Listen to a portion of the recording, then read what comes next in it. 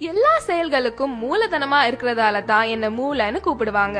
நீங்க சிந்திக்கிறது, தகவல் பரிமாற்றம் செய்யறது எல்லாம் என்னாலதான். நான் ஒரு லைப்ரரி மாதிரி எல்லா விஷயங்களையும் கத்துக்கிட்டு கற்ற விஷயங்களை பத்திரப்படுத்தி வச்சு உங்களை பெரிய அறிவாளியா காட்டுறது நான் தான். உங்களோட உணர்வுகளையும் உடல் அசைவுகளையும் கூட நான் தான் கட்டுப்படுத்துறேன். ஆனா ஏதோ உலகத்திலேயே உங்களுக்கு தான் இல்லாத வேலையும் பிரச்சனையும் கவலையும் இருக்க மாதிரி நிம்மதி இல்லாம மன அழுத்தத்தை உண்டாக்கி எனக்கு பிரஷர் குடுக்குறீங்க. சரியா தூங்குறது இல்ல, சத்தான உணவு சாப்பிடுறது இல்ல, உடற்பயிற்சி பண்றது இல்ல, மனச அமைதியா வச்சுக்க ஒரு சின்ன முயற்சி கூட எடுக்கிறது இல்ல. இதனால எனக்கு புத்துணர்வு கொடுக்கிற ரத்த குழாய்கள் பாதிக்கப்பட்டு பக்கவாதம் வருது, ஞாபக மருதி, சிந்திக்கும் திறன், முடிவெடுக்கிற திறன் குறையுது, மனசு சம்பந்தப்பட்ட பிரச்சனைகள் கூட வருது. மது அருந்தி என் மதிய மயக்கி என்ன முட்டாளாக்குறன்ற பேர்ல உங்களை நீங்களே முட்டாளாக்கிக்கிறீங்க. எதுக்குங்க இந்த பரபரப்பு? அமைதியா வாழுங்க, நல்லா தூங்குங்க, நிம்மதியா இருங்க, புத்திசாலின்னு எனக்கு பேர் வாங்கி கொடுங்க. அதுதான் உங்களுக்கும் பெருமை, எனக்கும் பெருமை. உங்க உடம்புல எல்லா உறுப்புகளும் 1, 2ன்னு தான் இருக்கும். ஆனா நான் மட்டும் தாங்க 32 இருக்கேன். நான் அதிகமா இருக்கிறதுனாலவோ என்னவோ தெரியல, நீங்க என்ன சரியாவே கவனிக்கிறது இல்ல. இன்னும் நான் யாருன்னு தெரியலையா? நான் தாங்க உங்க பல்லு பேசுறேன். நான் நீங்க சாப்பிடுற உணவை மென்னு சிறு துகள்களா மாற்றி செரிமானத்துக்கு முதுகெலும்பா இருக்கிறேன். பல்லு போச்சுன்னா சொல்லு போச்சுன்னு சொல்லுவாங்க. நான் இல்லன்னா உங்க பேச்சு கூட தெளிவா இருக்காது. நீங்க சிரிக்கும் போது உங்களை பளிச்சுன்னு அழகா காட்டுறது நான் தான். நான் இல்லன்னா நீங்க சிரிக்க கூட யோசிப்பீங்க. இவ்வளவு முக்கியமான எண்ணெய புகையில பாக்கு போட்டு சிகரெட் பிடிச்சு அழுக்காக்குறீங்க. குளிர்பானம்ன்ற பேர்ல கண்டதையும் பிடிச்சு என்ன சொத்தையாக்குறீங்க. ஒரு நல்ல சாப்பாட்டை கூட ருசிச்சு சாப்பிட முடியாம பண்றீங்க. இனிமேலாவது என்னுடைய கஷ்டத்தை புரிஞ்சுக்கிட்டு கொஞ்சம் இதையெல்லாம் தவிர்க்கிறீங்களா? நான் என்னோட வேலையை சரியா செய்யற வரைக்கும் தான் உங்களை எல்லாரும் பேர் சொல்லி கூப்பிடுவாங்க. நான் என் வேலையை நிறுத்திட்டா என்னதான் உங்க அப்பா அம்மா அழகான பேர் வச்சாலும் அத மறந்துட்டு பிணம்னு சாதாரணமா சொல்லிடுவாங்க. அவ்வளவு முக்கியமான ஆளு யாருன்னு பாக்குறீங்களா? நான் தாங்க உங்க நுரையீரல் பேசுறேன். எவ்வளவு தூசும் மாசும் நிறைஞ்ச காத்த நீங்க உள்ள இழுத்தாலும் நீங்க வாழ்றதுக்கு மூல காரணமா இருக்கிற ஆக்சிஜனை மட்டும் சுத்திகரிச்சு உங்க உடலுக்கு அனுப்புறேன். ஏற்கனவே சுற்றுப்புற மாசால சிரமப்பட்டு இருக்கேன். அத புரிஞ்சுக்காம என்னைய சிகரெட்டு பீடி பிடிச்சு நச்சு வாய்களை செலுத்தி என்னைய அடைக்கிறீங்க. வேலை செய்ய விடாம என்னோட காத்து பைகளை செயலிழக்க வைக்கிறீங்க. புற்றுநோய்க்கு மட்டும் இல்லாம பல நோய்க்கு ஆளாக்குறீங்க.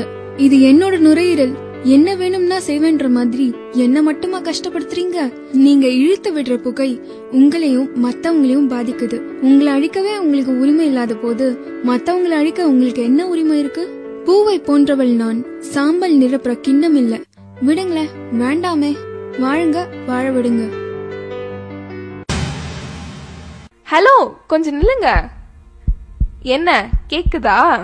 நான் தான் உங்க இதயம் பேசுறேன். இதயம்னு சொன்ன உடனே உங்களுக்கு ஞாபகம் வர்றது உங்க காதல் தான். இப்படி காதலின் சின்னமான என்னையும் கொஞ்சம் காதலிக்கலாம்ல.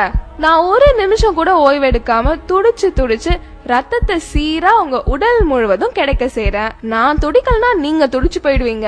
ஆனா சிகரெட்டு, மது, ஆரோக்கியம் இல்லாத மேல்நாட்டு உணவு, கொழுப்புள்ள உணவு சாப்பிட்டு உடற்பயிற்சியும் செய்யாம எனக்கு அழுத்தத்தை கொடுத்து மாரடைப்பு வர செய்யறீங்க. ஒண்ணு மட்டும் ஞாபகம் வச்சுக்கோங்க, நான் துடிக்கிறத நிறுத்தினா உங்க துடிப்பும் அடங்கி போயிடும். இனிமேலாவது அவன் சொன்னா இவன் சொன்னா ஸ்டைலு பிரஸ்டீஜ்னு சொல்லிட்டு இந்த பாழா போன விஷயங்கள் எல்லாம் செய்யாம நல்லா சாப்பிட்டு ஓடி ஆடி உடற்பயிற்சி செஞ்சா காதலின் சின்னமான நானும் நல்லா இருப்பேன், காதலிக்க நீங்களும் நல்லா இருப்பீங்க.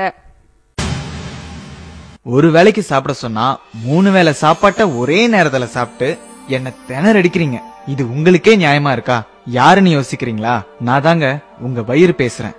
வெந்தும் வேகாத கொழுப்புள்ள உணவை இஷ்டத்துக்கு சாப்பிடுறீங்க. அதை நான் செரிக்க வைக்கிறதுக்குள்ள நொந்து நூலாயிடுறேன். செரிமானத்துக்கு உதவி பண்றேன்ற பேர்ல கேஸ் நிறைஞ்ச குளிர்பானங்களை குடிக்கிறீங்க. இதுல மேலும் நான் புண்ணாயிடுறேன். இப்படி ஒரு பக்கம் அதிகமா சாப்பிட்டு சாகடிக்கிறீங்கன்னா இன்னொரு பக்கம் வேலைக்கு சாப்பிடாம டயட்ன்ற பேர்ல சாகடிக்கிறீங்க. இது போதாதுன்னு இன்னும் கஷ்டம் கொடுக்கற மாதிரி மது அருந்தி அந்த கசப்பை மறைக்க ஆரோக்கியம் இல்லாத உணவை சைட் டிஷ்னு ஸ்டைலா சொல்லிட்டு சாப்பிடுறீங்க. நீங்களே கொஞ்சம் யோசிச்சு பாருங்க, நான் எவ்வளவு மென்மையானவன்னு. குப்பை தொட்டி மாதிரி கண்டதையும் போட்டு நிரப்புறீங்களே, இது வயிறா இல்ல குப்பை தொட்டியா? ஆசைக்கு சாப்பிடுங்க, ஆடம்பரத்துக்கு சாப்பிடாதீங்க. தேவைக்கு சாப்பிடுங்க, தேவையானதை தேர்ந்தெடுத்து சாப்பிடுங்க. ஆயுள் முழுக்க நல்லா இருப்பீங்க. நான் ரொம்ப நல்லவங்க. எனக்கு தீங்கு செய்ய நினைக்கிறவங்களுக்கு கூட முடிஞ்ச அளவுக்கு நன்மையே செய்யறேன். என்ன பாக்குறீங்க? நான் தான் உங்க கிட்னி பேசுறேன். உங்க உடம்புல உள்ள அழுக்கு அனைத்தையும் வடிகட்டுறது நான் தான். உடம்புல உள்ள தண்ணி, உப்பு மற்றும் அமிலங்களை சமநிலையா வச்சுக்க உதவுறேன். பல்வேறு ஹார்மோன்களையும் நான் சுரக்கிறேன். பல நன்மைகளை உங்களுக்கு செய்யற எனக்கு பதிலுக்கு நீங்க என்ன செய்றீங்க? தீங்குன்னு தெரிஞ்சே மது அருந்துறீங்க, சிகரெட் பிடிக்கிறீங்க, கண்டதையும் சாப்பிட்டுட்டு உடற்பயிற்சி கூட செய்ய மாட்டீங்க. கெட்டதை சுத்திகரிக்கிறதுக்கு உதவியா தண்ணியாவது நிறைய குடிக்கிறீங்களானா அதுவும் இல்ல. குளிர்பானம்ன்ற பேர்ல கண்ட ஆசிடையும் குடிக்கிறீங்க. நீங்க நிறைய கழிவு அனுப்புறதாலயோ என்னவோ நான் 2 உறுப்புகளா படைக்கப்பட்டிருக்கேன். நான் பாதிக்கப்பட்டு சர்க்கரை நோய்னு டாக்டர் சொல்லிட்டா அப்ப மட்டும் என்ன விழுந்து விழுந்து மருந்து மாத்திரை கொடுத்து பக்குவமா கவனிக்கிறீங்க. இருந்த என்ன பிரயோஜனம்? போனது தானே. இனியாவது கண்கட்ட பிறகு சூரிய நமஸ்காரம் செய்யாம புத்திசாலியா இருப்பீங்களா? நான் ஒரு சுத்திகரிப்பு ஆலை, ஒரு சேமிப்பு கிடங்கு. பல வேலைகளை ஒன்னா செய்யறேன். யாருன்னு பாக்குறீங்களா? நான் தாங்க உங்க லிவர், அதாங்க கல்லீரல். உங்களுக்கு எங்கேயாவது அடிபட்டுச்சுன்னா ரத்தம் வெளியே போகாம உரைய வைக்கிறது நான் தான். நீங்க சாப்பிடுற எல்லாத்தையும் செரிக்க வைக்கிறதும் நான் தான். உங்க ரத்தத்தை சுத்திகரிச்சு உங்களுக்கு தேவையான சக்தியையும் நான் சேமிச்சு வைக்கிறேன். இது மட்டும் இல்லாம பல விட்டமின்களையும் மினரல்களையும் கூட நான் தான் சேமிச்சு வைக்கிறேன். மது குடிக்கிறதாலையும் கண்ட குளிர்பானங்களை குடிக்கிறதாலையும் பதப்படுத்தப்பட்ட ஆரோக்கியம் இல்லாத உணவை சாப்பிடுறதாலையும் என்னோட சுத்திகரிக்கிற திறமை இழந்து புற்றுநோய்க்கு கூட ஆளாகிறேன். 100 ரூபாய் டாக்டருக்கு ஃபீஸ் கொடுக்க கஷ்டப்பட்டுட்டு சின்ன சின்ன பிரச்சனைகளுக்கு எல்லாம் நீங்களே பெரிய டாக்டர் மாதிரி மருந்து மாத்திரை வாங்கி சாப்பிடுறீங்க. இதுக்கு பதிலா எனக்கு விஷத்தையே கொடுத்துடலாம். 100 ரூபாய் மிச்சம் பிடிக்கிறேன்னு 500க்கும் மேற்பட்ட வேலைகளை செய்யற என்ன கஷ்டப்படுத்தி நீங்களும் பல ஆயிரங்களை இழக்கிறீங்க. நான் எனக்காகவா சொல்றேன்? உங்களுக்காக தானே சொல்றேன். கொஞ்சம் காது கொடுத்து கேளுங்க. இதுக்கு அப்புறமாவது என்ன கஷ்டப்படுத்த மாட்டீங்கன்னு நம்புறேன்.